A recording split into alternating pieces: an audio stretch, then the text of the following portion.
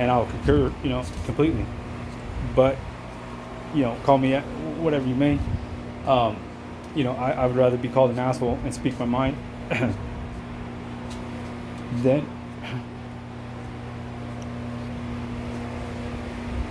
to not, and to be afraid.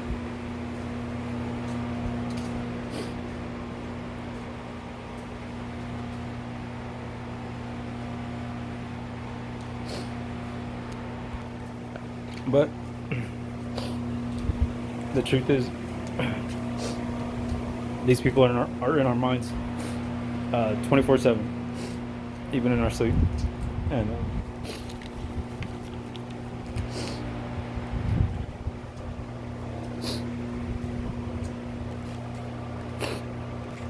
they use it anything. They use anything they can to they use anything they can to get us into these parameters and into these boxes. They are going to town right now on each and every one of us, by their shelter in place, because of this virus. Because what they want is us indoors. Because they're programming the crap out of us. Because what that does is it limits all your senses. It brings all your senses down. Why? Because you're not getting emotionally stimulated. You're not getting socially stimulated for most of us. We're just in place. We're scared, and all we're concentrating on is our families. One day at a time. We're watching TVs. We're doing all the same things. We're not using our minds like we used to. We're not going out. We're not getting, like I said, visual stimulation. We're not getting fresh air. We're not getting exhilarated. We're not running, exercising. Getting the blood flow going. So we have just been toned down. We're at the just bare bones. We're surviving. That's about it. And what they do there is our minds have slowed down as well. Because we're not getting excitable or things like that. Things aren't coming up that are we're not living right now. We're just trying to survive. So what they're doing is they found a way to basically, it's almost like one of those MIDI machines for if anybody here does music, one of those beat machines where you got your tracks that keep playing in a loop. And you just you hit the little button and it plays out that little snippet of song. That's what they're doing with our emotions in our lives. They're basically connecting us to our cell phones, to software, things like that, and then they're keeping us in this little track loops, and they're not letting us outside of that. So basically, what you're going to start finding yourself doing, they're going to say you've almost become institutionalized. You become tethered to your home. Things like that, but that's bullshit. You become tethered to the frequency and the wireless energy that's all around you. That's why they're pushing 5G so hard. 5G has over 100 different zones of effect on individuals. About 100 different frequency zones that they can utilize all up and down our bodies. They can basically, they're like puppet masters with that 5G. Like I said, very, very important that we find out everybody knows what's going on. Those towers, they're called the Gwyn towers that are or similar, that are going up in every community with those big, long, flat, panels, and then the big round microwave emitters and satellites and transmitters and broadcasting and things like that. Basically, what happens is that stuff just booms out. And then any wireless energy will gather around any solid grounded energy. So if you have grounded energy in a home, imagine your home. It's a big zone of grounded energy. That wireless energy will actually just rush right in there, grab onto that, and just start flowing all around your house. Now you're covered in your whole house is surrounded, and it's like a matrix around your home. And then it also attracts to any free-flowing water. So water pipes are grounded, and so your water pipes are grounded. So this stuff's flowing all around the water pipes. It just covers your house like a freaking circus tent. When you get your house fumigated, things like that. That's what your house looks like with this wireless energy. So you're living inside like a freaking MRI machine. And like I said, you get in your car, you got Bluetooth, you got Wi-Fi, you got your phone in there. Your car is like a little mobile hotspot for your mind, and they're right in there. They know exactly what's going on. They know exactly where you're at. Like I said, all our phones we got facial recognition, we got fingerprint technology, we got they got retina scanners on them now. Imagine what they're doing with that. Do you really need a fingerprint scanner, a retina scanner, a facial imagery on a cell phone? What are you doing? Protecting your contacts? Come on now. You really want to protect your pictures that much? You know what I mean? Like I said, is it that important? You know what I mean? But like I said, all this technology, all this stuff is not built into to these phones, stuff like that to for convenience. It's so they can identify you, so they can literally just track and make sure that you're the one that's using that phone. The good part of the time, if not all the time, things like that. They want to make sure that you're the only one around it. They want to know who else is around it. Things like that, and that's how they do it. And we live in a huge matrix of information. They know everything and they share everything. There is no such thing as privacy any longer. I will say that straight the fuck up. Please excuse my language, but it is scary. It's frightening. There is no such thing as privacy any longer. There's most definitely no such thing as medical privacy. They share everything, and they share it in the most disgusting, egregious manner ever. If somebody has a freaking STD and say that that's your one of you, say you're dating a female or a male, and they want to get to you, they will suggest or imply. I mean, they will not imply. They will suggest or subconsciously, subliminally, that kind of stuff. Throw it in your ear. Um, Let you know what I mean, stuff like that. Or they'll say, if somebody's cheating on somebody else, what I mean, they'll tell, they just sit there and they just go down. If they want to run you ragged, they do things like this. And that's why you have those little feelings, what I mean, that you start sensing, what I mean, you're like, man, something's not right. It's because they're in your head and they're suggesting all this stuff, they're telling it to you. And you feel like it's your senses, your sixth sense. And unless you're straight up watching this person like hide the phone and be all sneaky, if you just walk in the house and you get this feeling like, oh, I know this motherfucker was just on his phone, you grab the phone, yeah, it's still warm, yeah, what I mean, it's that suggestion was not, didn't come from your senses. That came from them telling you things like that. It's those little things that they run people ragged. They've been doing it to like I said, families. That's why you have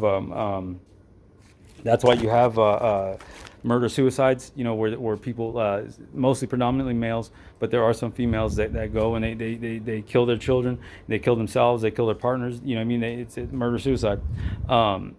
It's been an experiment, like I said, from day one, back in the 1850s and going forward. You had Rasputin in the late 1890s, right up into 1900. You had the first case of schizophrenia come out in 1897. The first wireless frequency went out in 1850, I believe, right around there. And ever since then, you will see mental health just go crazy, go downhill. All the asylums started popping up. In the 60s, they toned it way down and they tried something else. But then you had, that's when the free love and the peace and the free love started coming out. And they tried to get away from it. And they tried to tone it down as much as possible. And but what you have when you have that peace and free love and things like that, movements, you also have the anti-government, anti-establishment, because people tune in that is where it's coming from. And that the governments are no longer representing our best interests anymore. That becomes very obvious. And it's almost like we're alone here, but we're not. I mean, we got the all-seeing eye. It's a traveling, basically a traveling judgment. I mean, it is all it is. And it's in music. I mean, if you listen to any song by Rush, Deep Purple, so a lot of these Black Sabbath, Iron Maiden, you'll hear a lot of clairvoyancy. Literally just straight up the all-seeing eye, Judas Priest, the electric eye. All this stuff, and in other countries like the UK and Canada, some of the a lot of the European countries and all that, they know all about it. They know that they've known from day one that they're under a electronic or some sort of technological governance of mind, or at least somebody's always watching. It's just kind of put out there that it's the matrix in the sky. I mean, it's the eye up there. It's always watching. I mean, you don't really ask too many questions about it. It's just there. It's ever present, and yeah, you conduct yourself like there's always somebody watching, because there is. And this is for all the people here that are unaware. Just know that for now. I mean, until this stuff gets identified, and I mean, that's all I'm trying to do is bring awareness, stuff like that. I'm not trying to do anything other than bring awareness and to let people know that is the case and that is what's going on. You are being watched, you are being surveilled. They know everything that you do. Like I said, they have their ways of figuring out, and but they can see through our eyes. Believe it or not, cameras are basically obsolete. For some, they could literally see through our eyes because our eyes are just collect information. We have two parts of our brains, two sides of our brains, and then we have it's called binocular vision, I believe it's called. Like when you try to focus binoculars, you put sometimes when you put them up to your eyes, they're like zoned together, and you got like three images. You're seeing all blurry. That's how our eyes work. And basically, what happens is the information travels from our eyes, our actual eyeballs, to one side of our brain, either the left or the right. They cross over. So I believe our left goes to the right, and the right goes to the left. They kind of cross over, and so basically, it goes to a certain lobe in our brain, or a certain hemisphere of our brain, and then our brain processes what our eyes are actually seeing. Our eyes don't just scan and see. Our brain is putting all this information together like a quick puzzle, and it's just basically relaying and putting together information. But once they accessed our brain waves and our electrical brain waves and the impulses. All they had to do was put it through software, basically decode it, or figure out what these brainwaves were saying or doing, and they've done that. Like I said, so once they pass it through software, they can do one of two things. I'm sure, pretty much get a printed readout or a real time what you're thinking and what you're processing and what you're seeing, or they can just run it through a software program in a computer. And they can turn your brainwaves and thought patterns right into a just like a movie screen. They can watch basically right through your eyes, and believe it or not, this will check out. I know that's hard to believe, but it will check out. They'll tell you it's only certain individuals. That's not true. Certain individuals are very powerful. I mean, myself, like I said, there's something very powerful about myself, and that is how I was selected and chosen. Because, like I said, I'm sought like no other.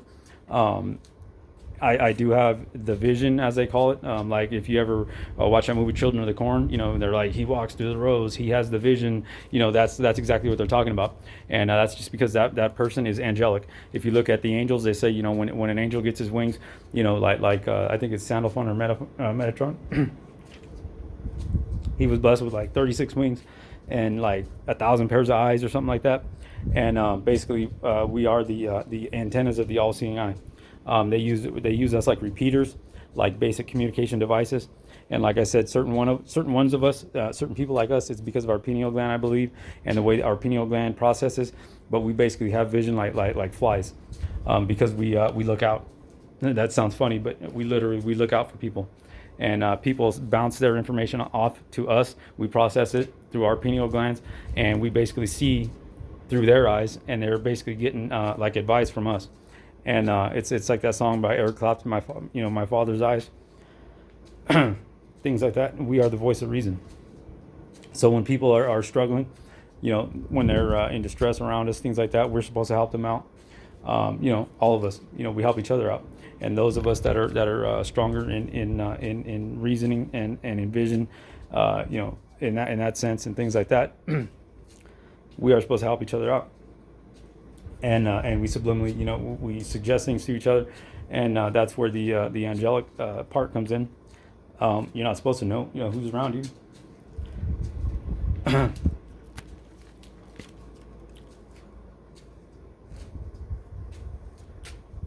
But that's one of the big secrets of the secret societies of today, things like that. Some of these secret societies, Skull and Bones, the Freemasons, all that stuff, especially the P2 Freemasons. They've been some of the holders to some of them. Your Freemasons that we know about, or that many are familiar with, is a legitimate organization. They teach the basics and the principles of this, or what has been derived from this. The all-seeing eye, and the knowledge of the archangels, from those that do recognize that they are, angelic. The Freemasons have the council, the Ark Council, which like I said, lends to the acknowledgement and the knowledge of the Ark, the archangels that in spirit.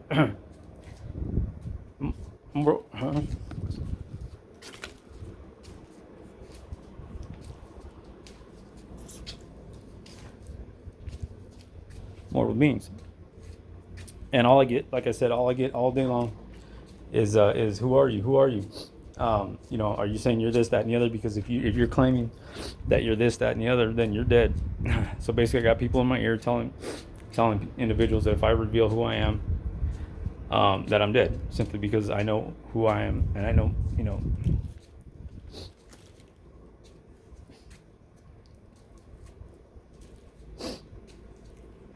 I know why I'm here.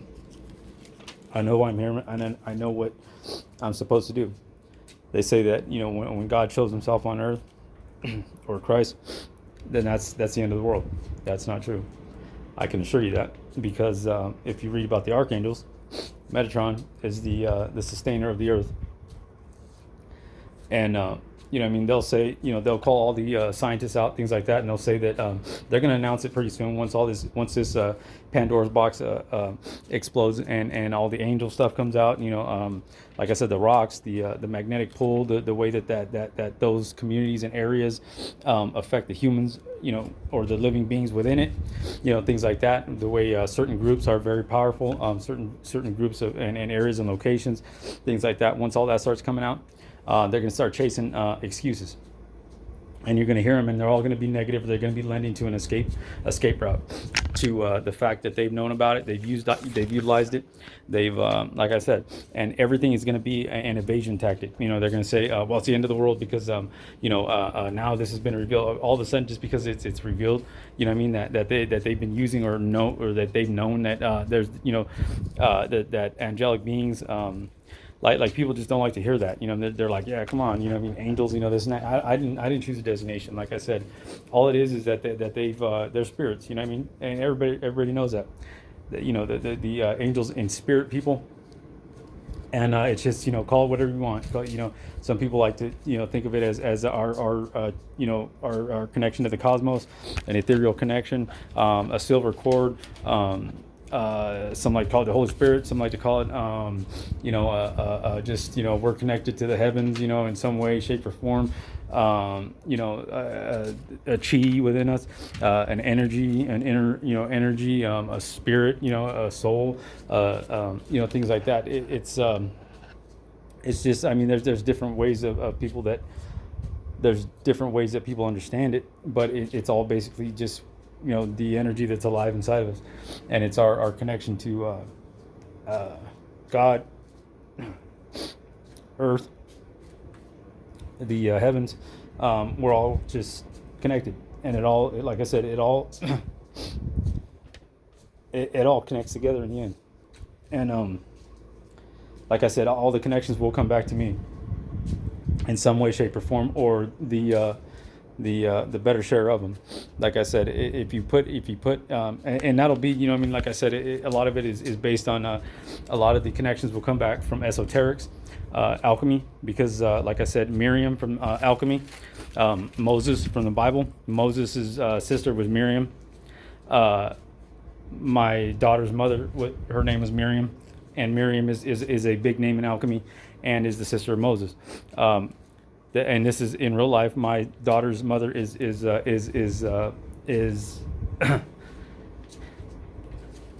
name, excuse me, Miriam, and she was going out with some guy named Moses when they broke into my house, and they ended up going to prison.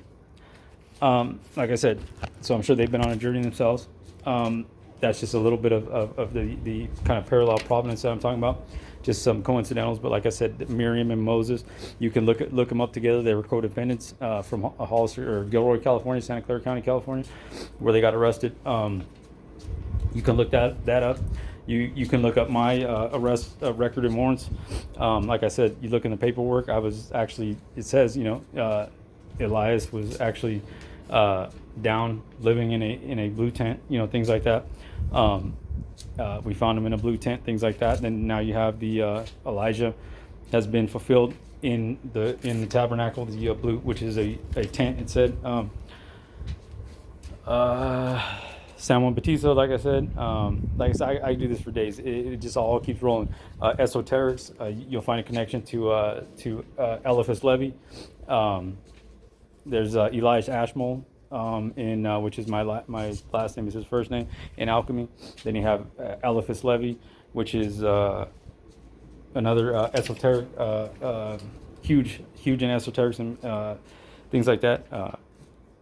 Magic, things like that, which all go back to an esoterical belief, the manipulation of the frequencies in magic. The early days of magic, they harness these the radio frequency and things like that, and the energy, and they used to use that to make electrostatic kind of stuff, and that's how they would make the like nylon ghost go flying across the room, is because it was static charge and it would just fly across the room, stuff like that. They would make chairs buzz. They would make metal, they could make the metal kind of move and spin real slow. That was because they had this energy so concentrated in the room that the magician himself was all energized up, and he would actually pull and manipulate metal and things like that. I've done it myself. I've been able to like crush cans like by staring at them. You actually stare at it and you can actually shrink plastic. You can bend foil. Nothing too major, but like I said, you get some foil, which is very malleable, and I can lay it out on a table when I'm really energized up, and I can go out, like I said, I can go out in different places. I can pick up rocks, I can put my hands on the ground, I can do all kinds of stuff. I used to be able to pull like energy right out of the wall. You can like put your hand up by a socket, and you can actually feel the energy entering your body. And back when I was doing this,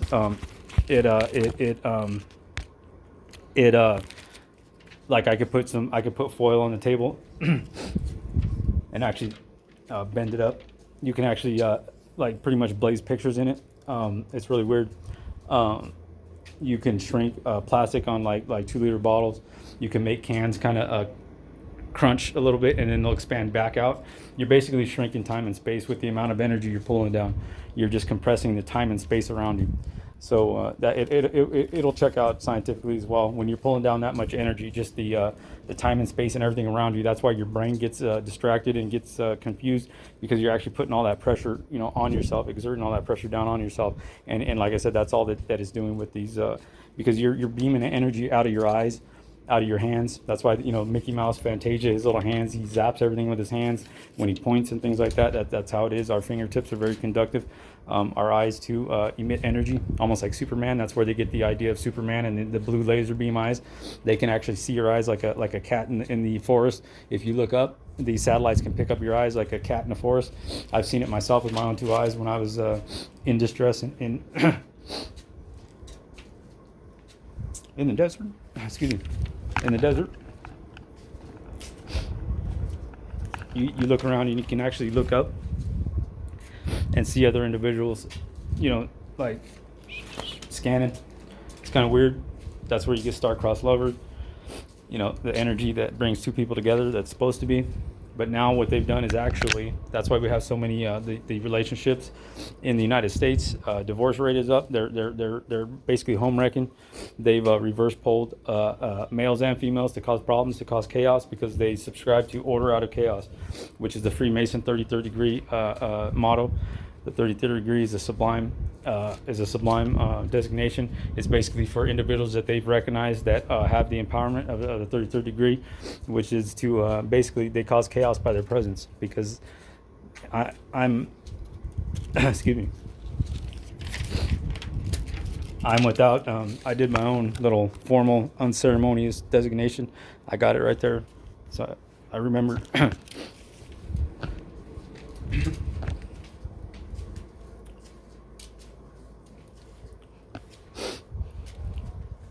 I remember who I am, and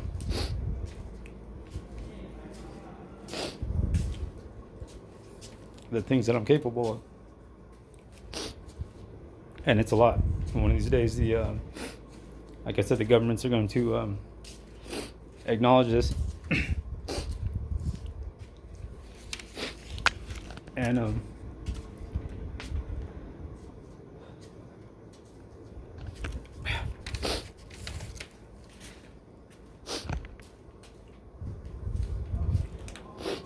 people will finally realize why life is so rough for some. And like I said, they build it out to their people and to the ones that they, it's like a pay to play. It's who kind of thing. they can actually take the energy off of you, and they can place it onto somebody else at will. They can make person's life a living hell. They can make it peace on earth. Like I said, I've felt it both ways. They've had me just so energized, a lot through my own doing as well. When I was manipulating my my chemical makeup and screwing around with different things. Like I said, I would get super energized, and then they started taking that part off and just making the confusion go down to try to get me, land me in prison, things like that. But they at first they thought they were going to freak me out, or make it difficult with the energy. But basically that's how it works. Certain individuals, unbeknownst to them, back in before wireless energy, things like that, it would pass along from one person to the other. If you were around a very strong person with a strong, that's where auras come in. If you're around a strong person with a strong aura, you would adopt some of their energy. Just being around a person, their energy would rub off on you, and things like that. And then you would go on and be a powerful person, and it was the magnetic quality to a person. They say that person has a magnetic personality. That's where that comes from. Like I said, we're very manipulative. We can be. We are very. People are attracted to us in many ways. They're attracted to our character, our personality, and for some reason, it's almost like we're blinding. It's like they say that our faces are dazzling, as they describe it in the they describe Metatron. They say that he appears like a pillar of fire, and that his face is dazzling. And that's what people, they see us, people like us that have this energy, and they're like starstruck on us. They just can't take their eyes off of us for some reason. And it's not that we're, like I said, it's not like we're, the best looking people in the world, but we just have a some sort of pull to us. And people get stuck. I know exactly what it is. All I have to do is look a person in their eyes, and they're pretty much helpless. And in many ways,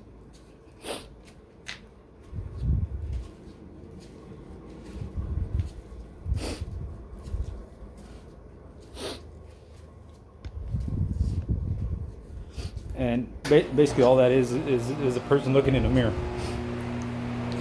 When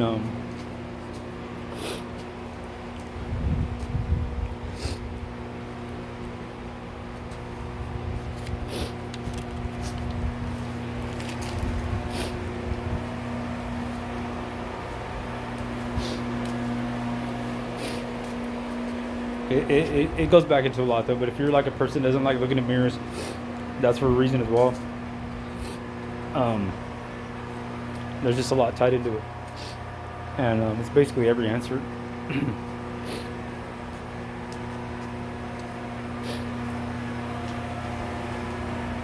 Many of the answers of life that people have struggled with, that they've they can't understand, that become revealed when they when they understand this process. But like I said, as I'm speaking now, I'm crying because they're in my head, and they voice family members, or they patch them through it's like a phone switch, like a phone operating switchboard, and that's where it all started. With broadcast, BBC, public broadcast, PBS, in the United States, PBS, the BBC in the UK, Radio Free Europe, things like that. The Radio Free Europe movement, they expanded the radio, the radio frequency, like almost just in force, throughout the world after the war, because they were using the AM band, I believe, that was the beginning of the mind manipulation and the mind governance and the mind control, was the AM band of the radio frequency. What it would do was it would just when the radio frequency was introduced and it was being just blasted all over the every continent and every part of the world, anywhere you went, you were within a radio frequency band. And what that did was it just kind of it just grabbed our minds and took it by storm because we weren't used to processing this energy. And what they did was then they started suggesting through these radio frequencies, they started using the power of persuasion and the suggestion, and they would keep people distracted and occupied. And then for the ones that they had special attention for, they used to use an individual basis where they would basically rent the house next door, the van, out in front of it with the antenna on it, out in front of the house. Psychotronic weapons. That's why the government have never wanted to acknowledge psychotronic weapons, because they were used for mind control and mind manipulation. That's all a psychotronic weapon is a device that emits frequency or energy that is directable or propagatable, and basically they can just light you up like Christmas, from a close distance, and you would just be in the orb of confusion. As I've seen it, like on TV, I've seen it been called. Basically, they could just distract the hell out of you, and you would just be lost in your own world, and not able to even see around you. That's why people they talk about wandering, deaf and dumb through the world. They say the underworld, things like that. But as they put it here, they've adopted many aspects of that. They say that anybody that finds themselves subject to the voice, basically the voices in the head, they're there to drive you crazy, run you insane, simply because they tell you that you've done something that is unforgivable, basically, and that you are going to spend the rest of your time on this earth, in their hell, and they are going to experiment upon you and utilize you as the experimental subject and individual, because you have harmed people or done something in this life that is egregious in their eyes. And so basically you are now the test subject, because you're not worthy of even being here. As they've told me, I'm not even deserving of breathing, things like that. But like I said, when you find out who I am and what they know about me, and exactly that they know who I am, things like that, it will bring back exactly what we know to be true. I'm being persecuted, I'm being oppressed, and like I said, but I'm not gonna I'll do like I said, I'll be like Christ before me, and I'll suffer in silence for as long as I possibly can. And like I said, if I beat them to the punch or they beat me to the punch, it really doesn't matter, because what they're going to do anyway is they're going to wait until the very last minute, until I reveal just enough, because they're trying to use it for political advantage, political wrangling. They're trying to start wars, because there is no profit in peace. They try to keep they try to initiate the Messianic laws to keep the second coming of Christ from appearing. They've tried in many ways, and it all started with ITT, like I said, and the broadcast companies, telephone companies, things like that. The Rothschilds, Project Monarch, Butterfly, or Project Monarch, I think it is. Things like that, MK Ultra, all the mind control, like I said. The Project Monarch is more of a civilian, like I said, not a government-based thing. Project Monarch has to do with purely the families of the elite families, that are controlling the money, the banks, things like that. It's mostly the families.